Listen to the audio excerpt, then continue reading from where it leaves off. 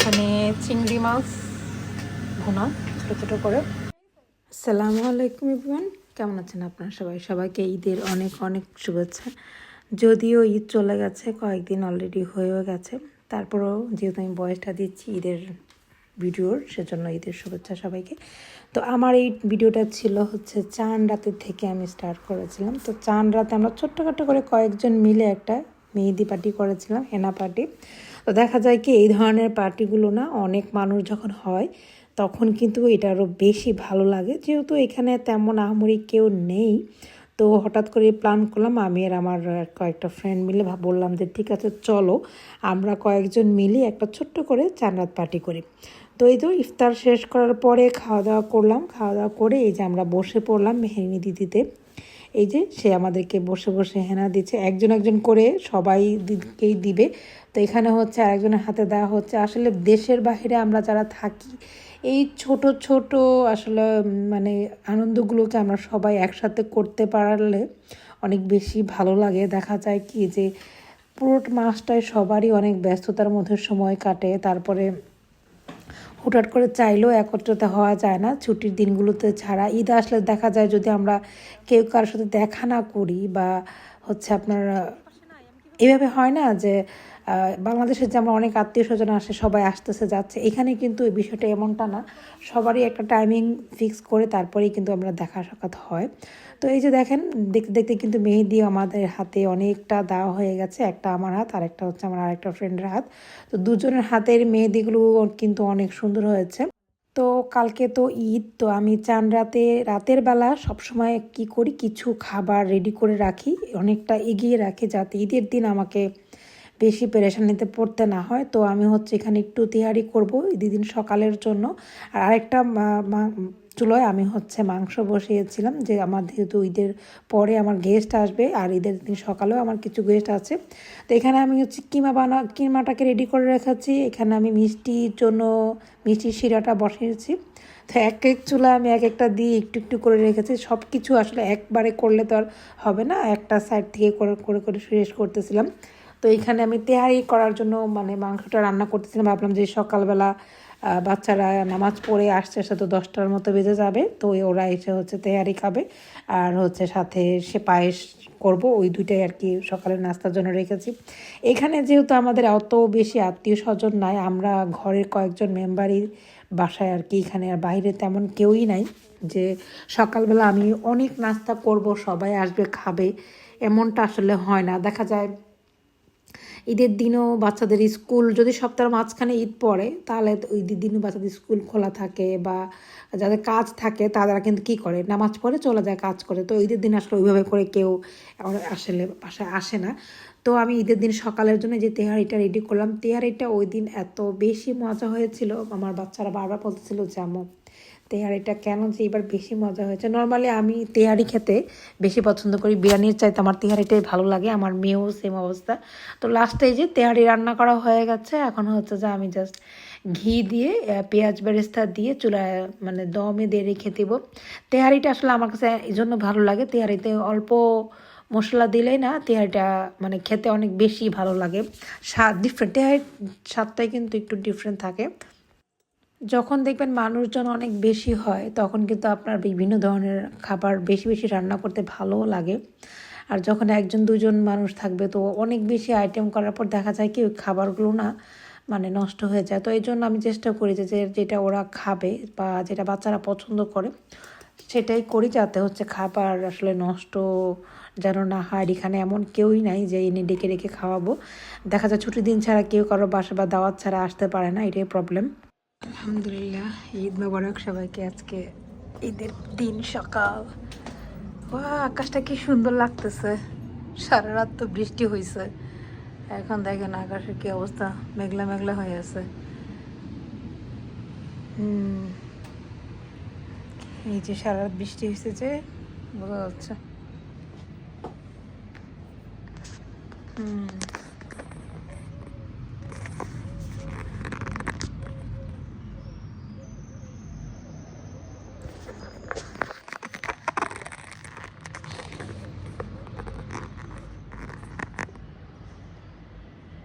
এই তো ঈদের দিন সকাল, সারা রাত বৃষ্টি হওয়ার পরে এই অবস্থা।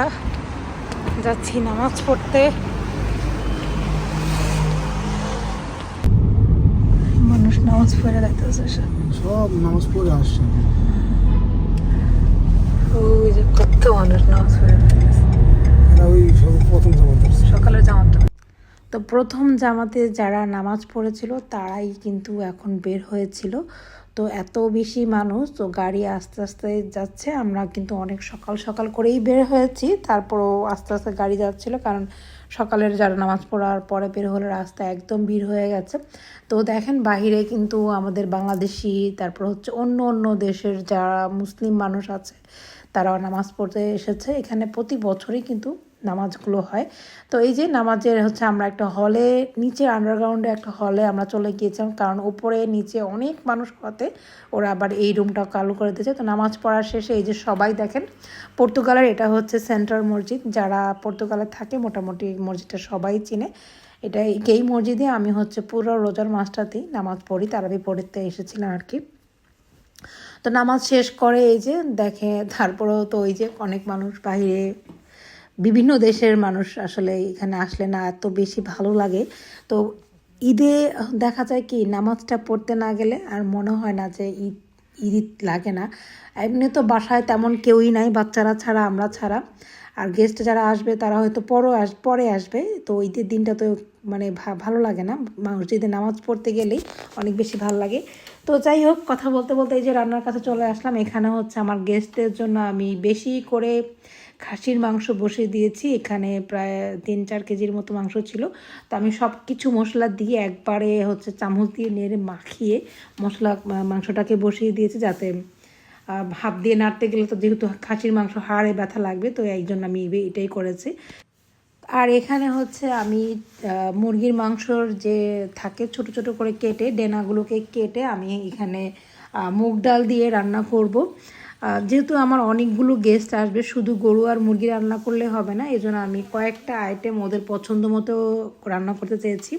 তো এইখানে এই মুগ ডাল দিয়ে কিন্তু হচ্ছে আপনার মুরগির মাংস, গরুর মাংস যেটাই রান্না করেন না কেন, এটা কিন্তু খেতে অনেক অনেক বেশি মজা হয়। রুটি পরোটা দিয়ে খেলে তো আরও বেশি ভালো লাগে।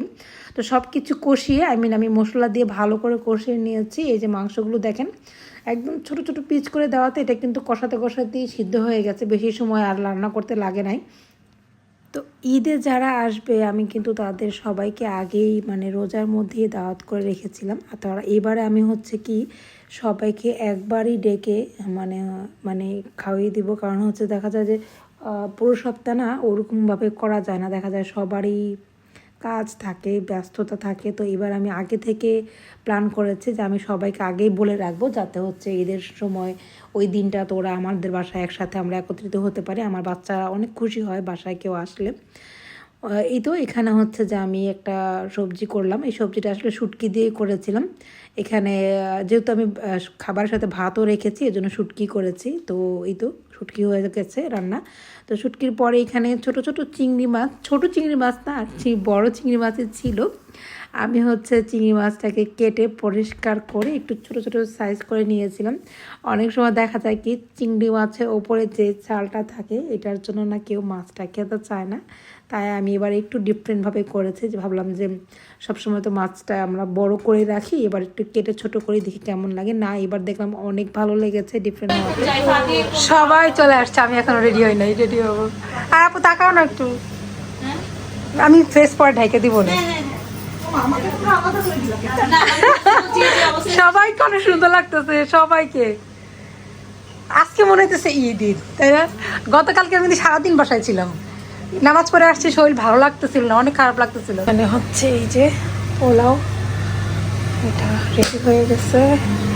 এখানে রোস্টটা এই যে দেখেন, এই যে খাসির মাংসটা আমি আসলে গরম করতেছি, এখানে চুলা জাল জ্বলতেছে। আর এখানে চিংড়ি মাছ ভুনা ছোটো ছোটো করে, এখানে একটু কাবাবের মতো করছি, গ্রিল করছি আর কি। হ্যাঁ, এটা চিংড়ি মাছের ভর্তা, না এটা শুটকি ভর্তা, এটা বেগুন টমেটোর একটা মানে ভর্তা। আর এখানে চিংড়ি মাছের বালাচাও, এটা টমেটো ভর্তা। আর এটা হচ্ছে আমি মানে বেগুন, আলু, দেন হচ্ছে শাক, সিম সব কিছু দিয়ে একটা নিরামিষের মতো করেছি। ওকে।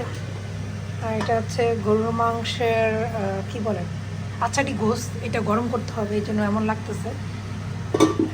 এগুলো এখন একটা একটা করে এগুলো গরম করব। এটা একটু ওভেনে দিয়ে দেবো, এটা তো গরমই আছে, মাংসটা অলরেডি গরম করতেছি। আর এটা হচ্ছে মুরগির দিয়ে মুগ ডাল।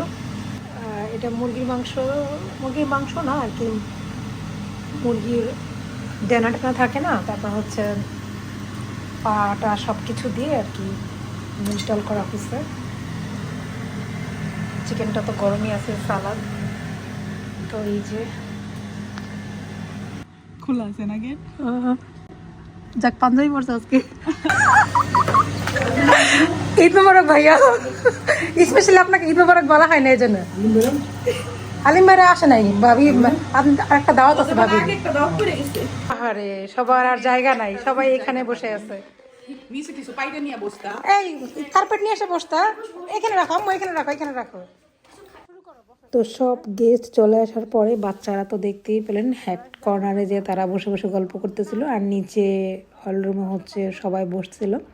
তা আমরা আবার আমার বেডরুমে যে সবাই গল্প করতেছিলাম। তো অনেক গল্প গুজব করার পরে এই যে ডিনার করতে সবাই চলে এসেছে। আসলে ওই দিন হচ্ছে কি আমি মেন ডিশটাতে বেশি ফোকাস করেছিলাম, যেহেতু সবাই ডিনারের জন্য এসেছে, এই জন্য আমি হচ্ছে যে এক্সট্রা যেই অতিরিক্ত খাবারগুলো ওইটা বেশি বানাইনি, যে ডিনারের পরে ওরা কয়েকটা ডেজার্ট খাবে এটা বানিয়েছি। আর হচ্ছে যাতে ডিনারটা ভালো করে সবাই করতে পারে এই জন্য আমি ডিনারে একটু বেশি করে আইটেম রেখেছিলাম। তো ওই তো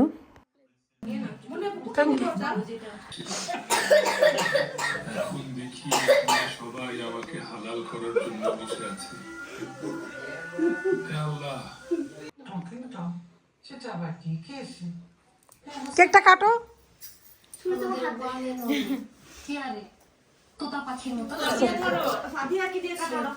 ফাদিয়াকে দাও, মাঝখানে দাও ফাদিয়াকে।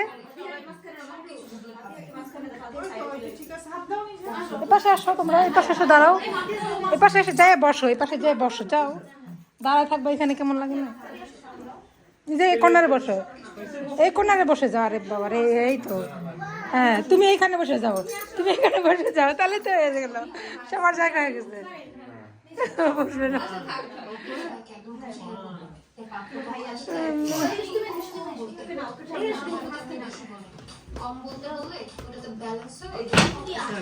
হ্যাঁ, ওরা দুদিন ধরে কেক কাটুক। হ্যাঁ বলো সবাই ঈদ মোবারক, ঈদ মোবারক বলো, 3 বার বলতে হয়। তাই বলো ঈদ মোবারক বলো, ঈদ মোবারক। হ্যাঁ ঈদ মোবারক বার্থডে। না অনেক ভালো সময় ঈদ পেয়েছে এবার আমাদের। তো দেখতেই পেলেন আমরা কি পরিমাণ ফান করেছি, মজা করেছি। আসলে সবাই একত্রিত না হলে এইটা করাটা ইম্পসিবল।